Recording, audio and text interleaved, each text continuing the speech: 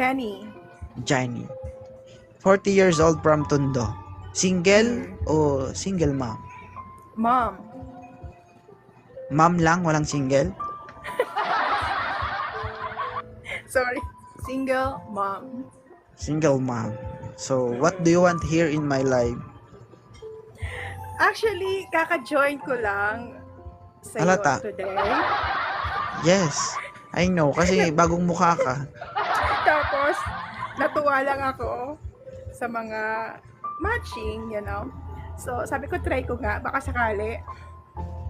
Okay. Thank you, Kumari. I-try mo. Walang masama mag-try, no? No? Jenny, No, yeah. huwag kang 5 magbasa ng years. comment. 5 years single, sir.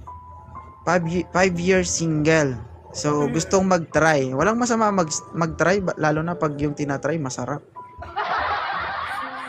Usap Diba? muna, sir, bago mag-try. Ay, marami po tayong pwedeng i-try, ma'am. Pwede pagkain, trabaho, di ba?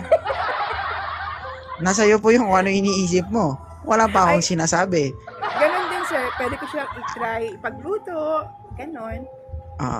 Depende. After usap. Ikaw magluluto sa kanya, ikaw din kakain sa kanya. Ganun ba yan? Pwede, sir, kung mabango. Kung hindi mabango, hugasan mo. Kasi kapag hindi mo hinugasan yan, ay baka matitanos ka, day.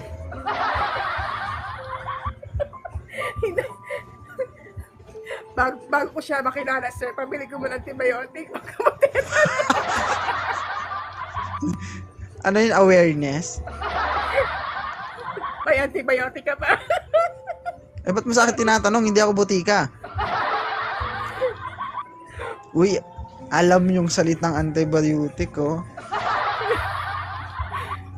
Nag-antibiotic ako ngayon, sir, kasi nagkaroon ako ng sugat. Sugat sa? Sugat na di mahilo. Tulog, oh. Totoo. Hindi pa naghihilom yata, sir. Dalawang bagay lang yan, nasobrahan o UTI. Oo. Medyo mahaba ba ang tako? Medyo. Halak ka.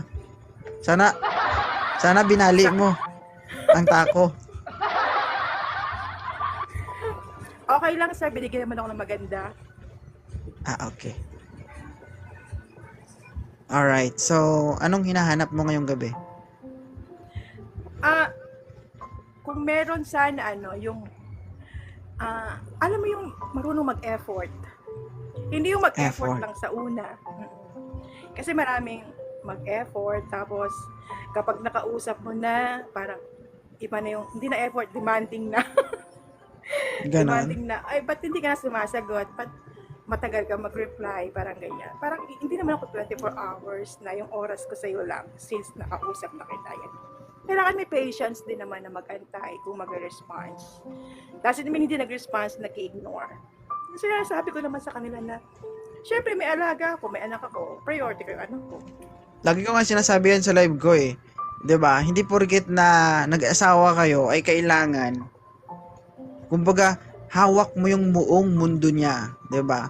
Okay naman yung ganon. Pero yung mga bagay-bagay na kailangan pagbawalan mo siya sa mga ganito. Remember guys, so we have own family, trabaho, mga pangangailangan, gawi sa buhay. So hindi kailangan na always, 'di ba? Always lang yung attention mo nandun lang sa kanya. 'Di ba? Hayaan nyo kasi maging malaya yung partner nyo na nagagawa niya pa yung dati niyang nagagawa nung hindi pa kayo. Kasi maniwala kayo sa akin at saka sa hindi. Mas maganda yung ganong relasyon, yung mas malaya kayong dalawa pero nagmamahalan kayo ng totoo. Yung hindi kayo naghihigpitan. Alam mo yon? Maniwala kayo sa akin guys, pag ang dalawang magkarelasyon nagbabad yan, makikipag-usap 4 to 5 hours sa isang araw. Sa una lang yan masaya. At the end ng pag-uusapan nyo, wala na, mag-aaway na kayo. Magkakasawaan kayo, totoo. andun yung ano, andun nakakasawa talaga. Yung, alam mo yung kasasabi ko lang na magpapahinga ako dahil I'm not feeling well. Tapos, after 5 minutes mag-reply, ano gawa mo? Parang, common sense, sinabi ko Ay, na. dalaga ang datingan. Hindi, medyo ano ako, meron kasing, ewan ko ba, merong hindi malawak yung pag-intindi. Hindi naman sa maarte ako, sir, pero hindi din ako nagde-demand ng oras ng ibang tao. Pag sinabi mong busy ka, okay, busy ka. Pag may oras ka na sa akin, okay, bigay mo ng oras mo sa akin. Ganun dapat. 'Di ba? So, ang kailangan mo lang, yung maintindihan ka. Malawak yung pag-iintindi pagdating sa isang relasyon. Ganun lang ang hinahanap mo sa isang lalaki. Malawak, syempre, malambing. Malambing. Yung tipong malambing naman na nasa ayos, wag naman yung tipong lambing na ano, alam mo yun? Ibang lambing. Bakit yung ibang lambing ayaw mo? Sa una, walang ano eh. Siguro sa edad ko na lang, sa edad, Oo. sir, pag nagkakaedad ka na, yung affection mo nababawasan talaga. Oo, pero depende yun sa partner mo. Kasi sabi nga, may nagsasabi doon, hala, alam mo ba nung nakilala kita, ginising mo ang katawang lupa ko. Aha.